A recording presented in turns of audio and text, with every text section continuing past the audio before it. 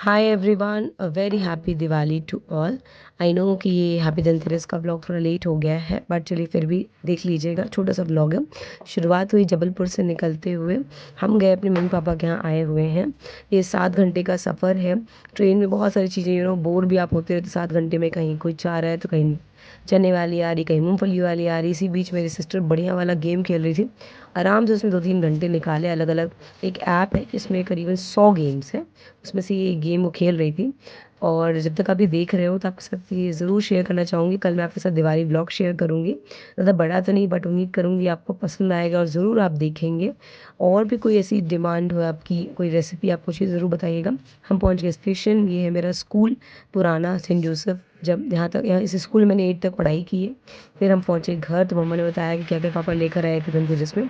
तो ये जो ना कांसे का ग्लास, कांसे की कटोरी, इसमें खड़ा धनिया जो लाया जाता है धनतेरस के दिन, वो पापा लेकर आए थे। बताशे थे, खड़ी हल्दी थी। जो ज़रूरी चीज़ें, छोटी चीज़ें लिया हमने। देखिए, जितना आपके पास हो उसके हिसाब से आपको चीज़ें लेनी चाहिए। ज़रूरी नहीं कि सोना चांदी ही लिया जाए। और झाड़ू इम्पॉर्टेंट होता है, तो मम्मी ने झाड़ू भी दिखा रही थी, बोली थी दिखा दे अपने ब्लॉग में। फिर नेक्स्ट डे सुबह हुई। हमने नाश्ते में बनाए थे भजिया। तो ये इसमें अदरक, लहसुन वगैरह सब ग्रेट करके डाला है, अजवाइन वगैरह, बेसन मिक्स कर दिया है। तो इसमें तो बढ़िया सब चीज़ें मैंने आपको बताई ना, मिर्ची को छोड़कर, बल्कि अजवाइन को जो हाथ से घिस कर, नमक, बेसन और लहसुन, अदरक, ये सब ग्रेट करके मैंने डाल दिया। आप चाहें तो अगर आपके पास धनिया हो तो वो भी आप ज़रूर डालिएगा।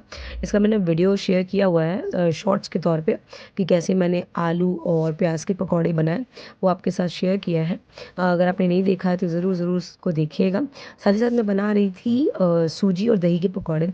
जिसमें दही को फेंट लिया था, नमक डाल लिया था, और इसमें भी अदरक लहसुन ग्रेट करके डाल दिया है।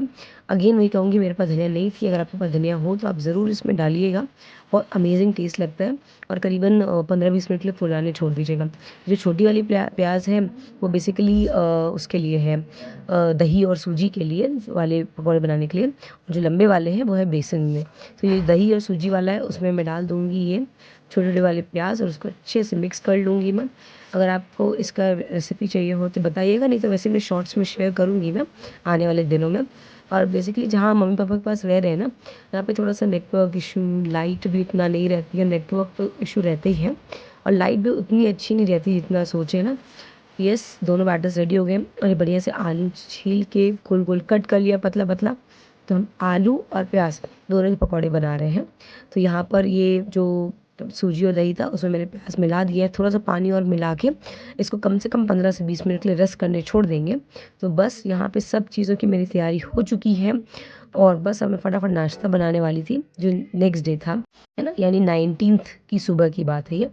तो मैंने थोड़ा थोड़ा क्लिप्स लिया, क्योंकि एक ही हाथ से आप बना भी रहे हो, शूट भी कर रहे हो, तो ईजी नहीं होता है। फिर भी मैंने किया है। और अगर आपको बैकग्राउंड में कोई आवाज़ आ रही हो तो प्लीज़ उसको इग्नोर करें। सब गप्पे मार रहे हैं मेरे यहाँ जब मैं वॉइस ओवर कर रही हूँ। तो यहाँ पर ये प्याज और आलू के पकौड़े हो गए हैं रेडी। नाश्ता सुबह सुबह हमने बट सोचा कि क्या बनाए, तो ये बना लिया।